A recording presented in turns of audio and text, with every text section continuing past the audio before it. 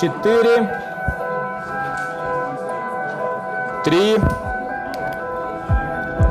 2, 1, 0. Хорошо, идем дальше. У нас где-то полчаса, постараемся успеть за полчаса. Хорошо, идем дальше.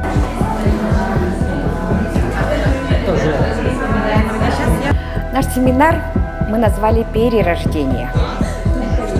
Перерождение – это утрата мировоззрения под влиянием других идей. Они пришли для того, чтобы изменить свою точку зрения на ведение своего бизнеса или на то, как они ведут себя на рынке. Круговорот. Вот стали постоянными клиентами, вы у них денежки взяли, им отдали товар, услугу, проверили, как что-то им понравилось, не понравилось. Если все понравилось, пошли дальше. Если не понравилось, что-то улучшили. И потом вот это то, что им понравилось, хоп, и сделали широко известным. Получился очень интересный семинар. И прямо сейчас идет активное обсуждение. Очень много практических заданий. Я в своей части дала инструменты для руководителя. И мы более подробно разобрали такой инструмент руководителя, как оргсхема. Оргсхема – это структура предприятия, это то, на чем все остальное держится, получается. По оргсхеме я увидел свои слабые стороны, которые нужно развивать, да, и что нужно будет менять, в принципе, да. Это как бы очень хорошая такая практика, именно найти слабые стороны. Уже появились идеи, как это внедрить, да, в своих сферах. Это все очень доступно рассказали, на примере, все разобрали, это здорово. Эльбябилли система ханды партеритаганада, бәбит улус путугар, бәбит терилтебит игер просто бухахатар бытыттан сорок уровеньга тохтан халабыт, оны мандага бученияларга хаджамыт биги сайдабыт, эльбябирлебит, оны арылламыт өссе иңникетин бараньебит, онын дальше тугу илелехтах битин, бәбит игер уже сел сорок турорунан көмөлөһүннеребит, онын бу мандык семинар тухалах темин. Понятно, никто меня не знает, сидят, слушают новую тему. Я не знаю, чего они ожидали, но я начала с того, что повернула их точку зрения на трудности. То есть обычно люди же, когда видят какие-то трудности, испытывают трудности, они думают, это вот потому что, это кто-то виноват, это что-то там случилось, поэтому. Вот.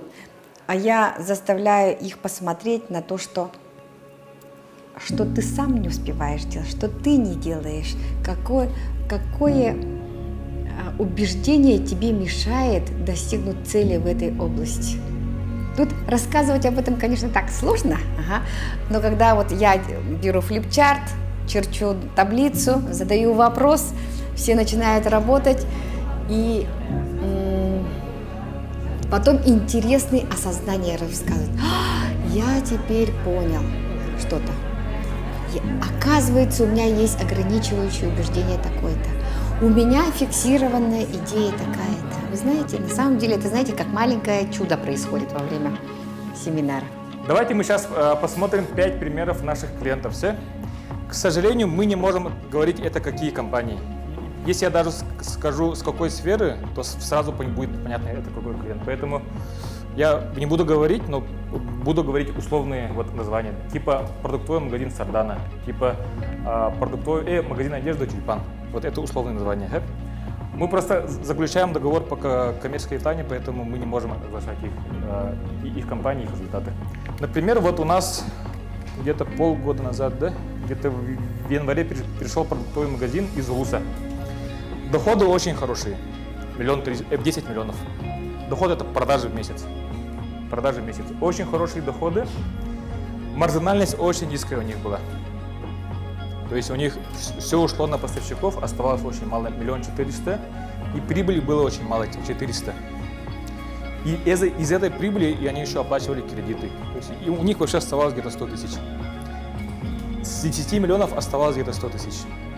То есть и они работали где-то 5-7 лет вот на вот это и очень долго не вытаскивали прибыль. Но в принципе у них эта стратегия верная, потому что они в первое время просто работали на увеличение доходов и в первое время делали очень низкие цены. То есть у них были низкие цены. Потом что стало? Мы их сопровождаем где-то 3 месяца. Да? Сейчас у них результаты продажи примерно такие же.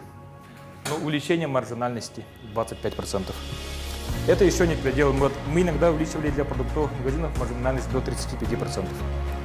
Но у них просто большой магазин, поэтому они хотят за счет низких цен привлекать.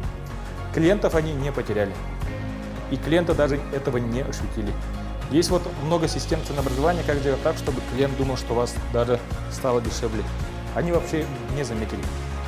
Мы из 100% ассортимента где-то на 3-5% ассортимента снижаем цены, на все остальное завышаем цены. Итого маржа увеличилась и прибыльность увеличилась почти в 3 раза. Они вообще в шоке сейчас. Семинар вообще отличный, узнал много нового, вообще мои глаза были закрыты, наконец-то открыл глаза. Ну, понял, как образовать систему, коллектив и финансовую грамотность, финансовую систему. И Лина, и Джилусан дали очень полезную информацию, которая, я думаю, необходима каждому владельцу бизнеса или людям, которые предоставляют свои услуги. Есть такие большие компании, есть начинающие компании, и за ними всегда стоят люди, да, и они такие все открытые, интересные, и мне именно вот на таких мероприятиях нравится то, что я могу познакомиться с такими людьми и расширять свой круг знакомств. Прошел классный семинар, вот мы с Линой впервые сделали совместный семинар. И вот вместе выступили, и вот посмотрели на бизнес со всех сторон. И пришли очень классные люди, вот видно, что они хотят развиваться и расти, и вот поняли, как системно расти и сделать так, чтобы была сильная команда, сильная реклама, сильные финансы и увеличение продажи и прибыли.